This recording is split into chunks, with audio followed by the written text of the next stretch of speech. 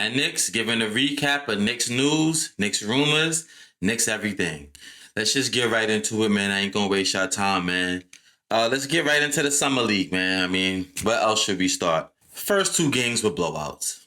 We got our boots smoked. I mean, we gonna make this short and sweet, man. It's really not much to talk about when it comes to the Summer League. We got smoked game one versus the Nets. That kid, Michael Brown Jr., man, I mean, he kind of went off on us. And obviously, we're missing a point guard, a Tyler Kolek. We don't have any playmaking. We have nobody to set anybody else up. So, it's a bad product out there, it looks, man. It's a lot of missed shots, a lot of turnovers, a lot of, what you expect from a Summer League game. What you expect with some players that they modge podge together. These guys don't have any kind of cohesiveness. That's just how it goes, man. And then, of course, excluding the talent level, no top picks. So, we had no Jack KO that first game. They said that at first he wasn't supposed to play at all in Summer League. And then they made him a late addition, said he was available, but he just wasn't going to play that game. He was going to play the next game. So, that's already taking away a playmaker potentially. So we're down one, if you will. Tyler Nickel, man. I call him Double Nickel, man. Obviously, he's wearing the 55. Double Nickel, first game, chef's kiss, man. 6 of 10 from 3. Made in 6 threes, 18 points. The gun looks legit, and it looks legit on a lot of levels. It's not just stationary jump shots, and 4 of those 6 jump shots were wide open, but it's just not that. It's on movement. I'm not expecting a whole lot off the dribble, at least not right now from him. Maybe down the line, but he's moving and he's hitting the shot. It's a quick release. He gets set up really quick. It's the same motion all the time. Really good what I like from him, man. And the defense isn't trash. Like, it's not trash. I mean, it's not like he's quick-footed, but he's sure-footed. He stays in front of his man on point attack of defense pretty decently. Like, some recovery issues sometimes, or I don't want to say recovery issues, some late rotations. I'll say that. But all in all, man, staying in front of his man, getting deflections, hands are busy. I like him, man. I mean, I'm not expecting a whole lot. Making the open three, play some good defense. Hey, man, slam dunk of a pick if you ask me, man. I really like Tyler Nickel, which, to be honest with you, is the probably only bright spot of this Summer League so far. We're only 2 games in. Pacome Dadier, he looked good in the first game. He had 20.7 rebounds. Dadier, man, how about look at Dadier? It's like, I mean, I don't know if there's a real middle for Dadier. His boom or bust factor is so high to me. I don't know. Like, I feel like I don't know what I'm getting from him. But when I do see what I'm getting from him, it's kind of like, yo, bro, you could be a legit starter in this league if you put it all together and make it consistent. I just don't know, man. I have no idea. The 3-point shot could be either very trash or spectacular. The motor, to me personally, and that's my one thing that I have against Dadier, is the motor. For a young player, I'm expecting tenaciousness. I'm expecting you up and down the floor, diving for loose balls. I'm just not seeing the kind of motor I like. And I think, and I'm looking at him now, it seems like he got bigger and taller. I mean, we drafted him, he was a teenager, so yeah, he seems like he's getting taller and bigger, man. So I could understand maybe not as much, I don't want to say he's a slow guy because of his height, but the movement is just not as fluent. And I think it's because of how tall he is, how big he is. Like, he looks like he's growing. I mean, it seems like he's growing into himself, man. He still doesn't really have it all fully together, man. He's a project. Like, if we keep him this year, he's a long-term project.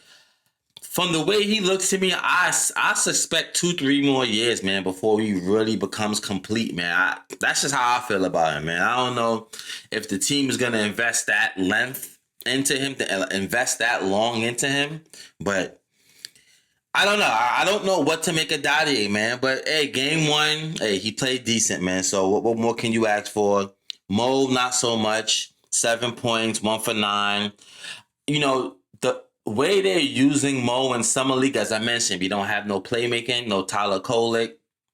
Dylan Jones is our point guard. I'm good on Dylan Jones. Um, Mo Diawara, they have him on ball, obviously. They have him with the ball in his hands. And I just don't think that's his game. I don't think that's how we're going to use him.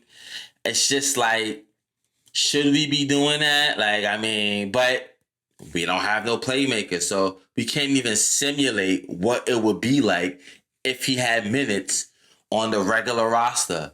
So it's tough, man. It's tough, man. But I would like to see more from him, man. I mean, he's missing open shots. He looks timid out there. He looks confused out there. I don't know. I was expecting more from him, man. And I want to see more Liam Robbins, man. I want to see more from Liam Robbins, man. We got that extra roster spot potentially. I don't know what they're going to do with it. I don't know if they're really considering looking at him. We're also expecting it's going to be a big man. Is it going to be another free agent signing? Are they waiting for the trade deadline? That's why they're keeping it open. Or is it open for one of these G Leaguers, mainly the center position, Liam Robbins? I'm not seeing a whole lot from him. He's kind of passive out there. He's not really being so much aggressive out there. Has some skill, but I don't know. A lot of meat left on the bone, man. When I watch him play, man. Only thing that's intriguing me is that he's 7 foot. I'm just gonna be real, and he doesn't move bad, but it's the 7 foot thing, man. So. But I want to see them play him more, man. I mean, look, man, I think that's the thing with the Summer League. I don't want to see some of these other guys, man. I want to see a lineup of Jack Ko, Nickel, Dadier, Mo Diawara, Liam Roberts, and if you want to put in Dylan Jones, all right, cool. I don't want to see none of these other guys, man. Like, play the people who we want to see. Like, come on.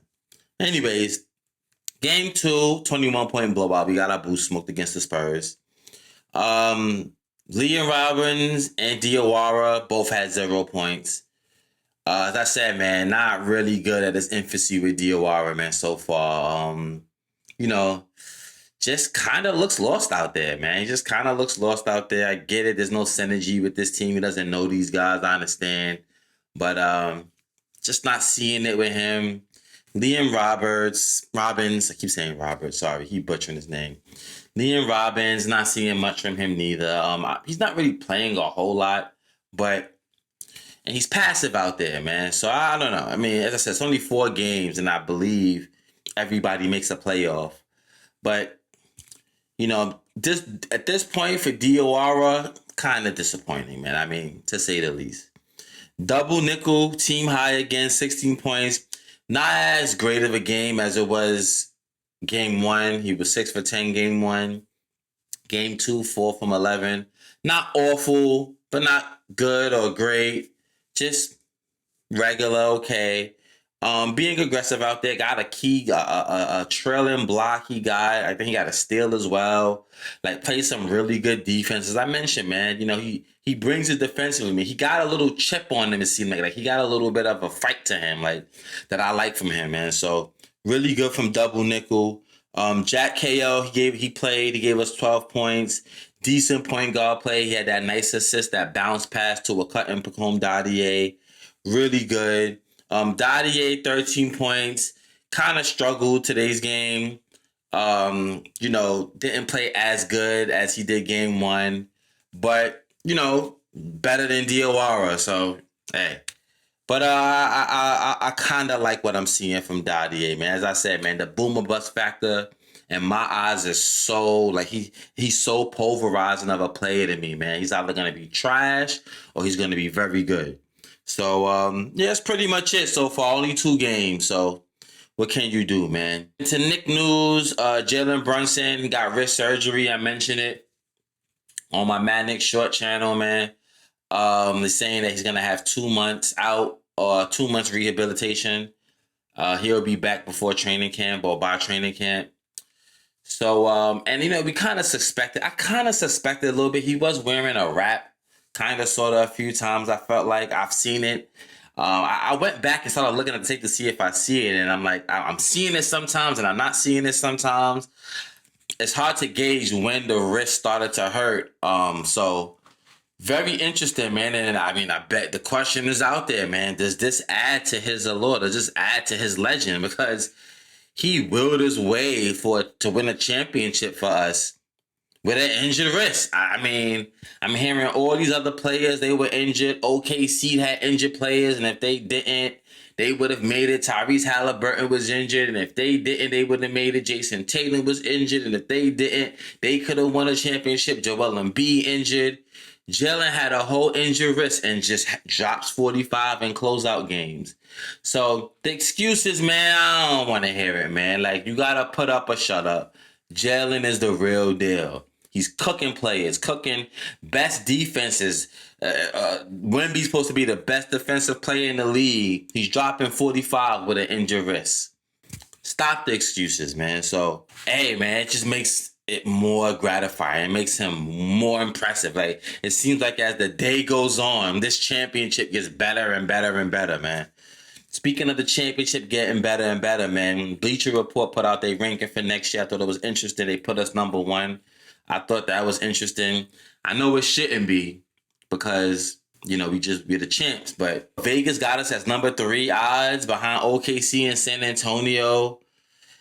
The media out there is still putting possibly Philly above us and Boston neck and neck with us, and it's crazy, man. Like, the disrespect the Knicks get, man. But heaviest jersey in the league, man. We know how this go with us. We the most hated. But I thought it was interesting what Bleacher Report put out for us, man. You know what I mean? The reigning champions are bringing back the entire starting 5. That's the most important takeaway from their offseason. And that alone makes them contenders to repeat. But bringing back Landry Shamet and Jose Alvarado were big moves too. And though the loss to Mitchell Robinson could sting, replacing him with Andre Drummond makes sense. New York will probably need 1 or 2 unexpected breakouts like the one Shamet had in 2025 or 2026. But they have a very real shot to break the no-repeat champion curse that has lived with the NBA for nearly a decade. And, I agree, man. I agree. I mean, I don't know who they could be speaking about with another breakout player and what position. I think mainly the center position. I think, and again, I said it with Andre Drummond signing. I'm not ridiculously bullish on the Andre Drummond signing. The rebounds, I think, can translate. It would be basically adjacent to what Mitch was doing. But it's just the defense and the motor is where I have questions at with Andre Drummond. I think he'll be motivated because he's from the town. He's from here, man. You know what I mean? So we'll see. But is that the breakout player, or is there some other signing that we possibly could have where there's a breakout player? Because our starting lineup, our rotation is our rotation. I mean, we just signed Jay-Z. We signed everybody but Mitch, so it could only come from the center position. So, I thought that was very interesting how they put it, man, but I do like our chances regardless. Even though Mitch is gone, I really do like our chances to repeat, man. I think we're capable. I think we're more than capable. There's no team that's made an addition, as I mentioned in the last video, that has me worried, man. So that's pretty much it, man. Not really much this week. Pretty quiet in Nick world. I will be covering the games. Hopefully I could get it done game after game. If not, I'll be covering at the end of the week, next week. Like, comment, and subscribe on my Mad Knicks channel. Like, comment, and subscribe on my Mad Knicks short channel. Follow me on @KMalls_. And you already know what it is.